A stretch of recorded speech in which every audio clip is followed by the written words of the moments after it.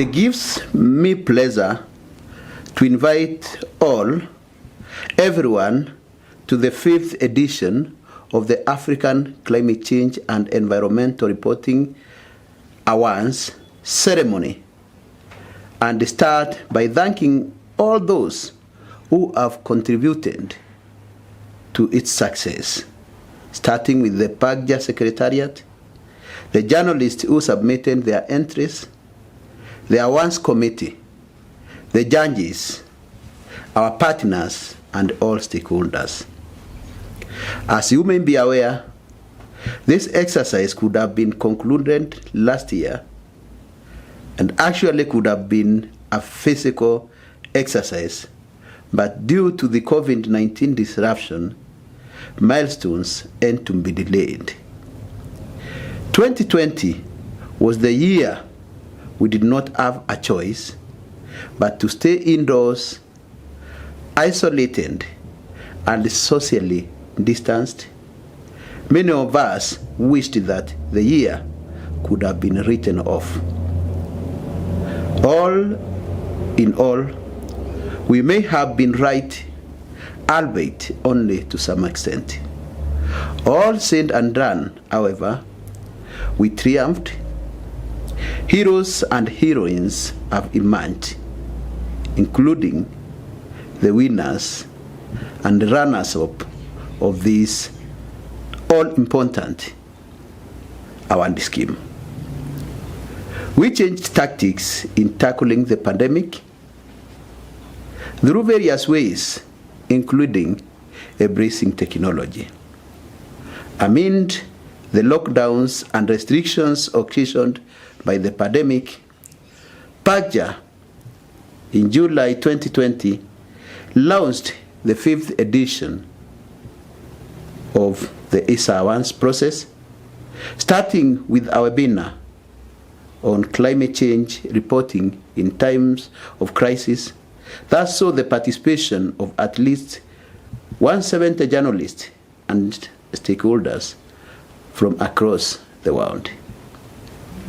During the webinar, journalists, among other things, figured out how their work would be part of making climate action a way of life, and they saw the silver lining in a year that was proving to be dark and ugly.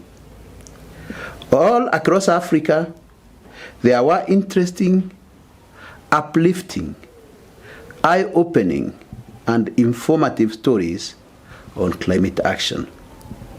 And so, what is there to learn from the entries we received in the ACCER Awards competition? First and foremost, there is an immense talent among journalists which can be tapped to continue spreading the word on climate and making the environment we live in better.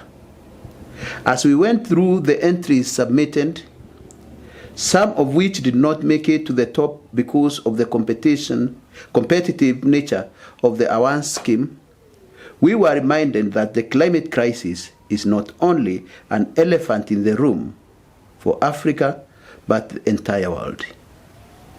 We can no longer afford to discuss it in low tones or restrict it to a back burner.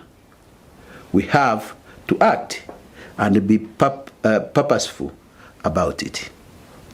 We also deemed a spot gap and are convinced that journalists still requires continuous capacity building to understand how to package information about climate change, to show how intertwined it is with our day-to-day lives, politics, economy, food, energy sources and use, health, and generally not just our existence, but that of the entire universe and the planet.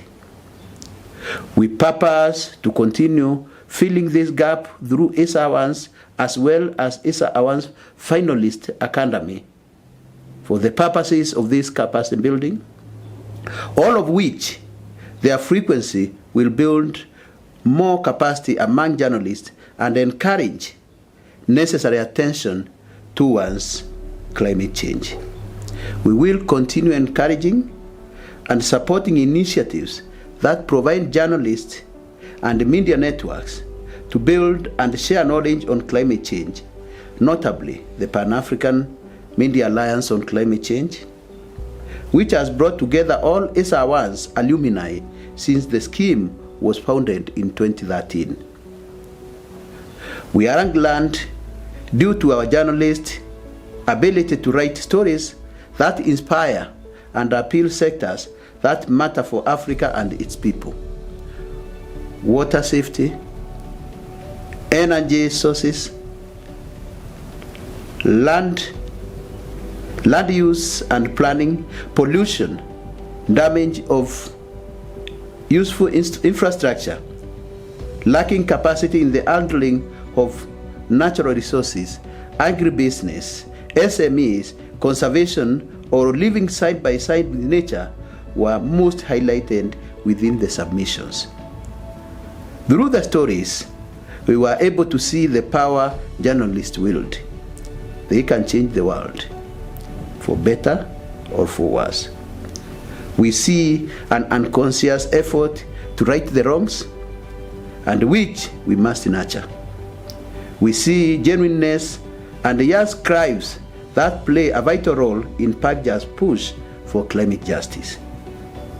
It is possible to reverse the effects of climate change and other crises, including the COVID-19, but only if everyone plays their role in making the universe a better place to live. Nature can do without humans, but humans cannot do without nature. Today, we unveil at least 25 winners and finalists in various categories of ACCER Awards 5th edition in both English and French. We will endeavor to have the entries submitted in more languages in future, including Arabic and Kiswahili, opening up space for greater varied competition and categories. At national and subnational levels, including deep into communities where action is waged by people at the front line of climate crisis, we will model ACCER Awards scheme to suit their needs, including introducing categories in vernacular languages which are understood by majority of local people. Let me end by once again congratulating this year's overall winner, runners as well as the finalists in the several other categories, and thank all those who submitted entries to the edition. Alone, we can't win this war, but together with you, we are a formidable force to combat climate crisis. Thank you very much.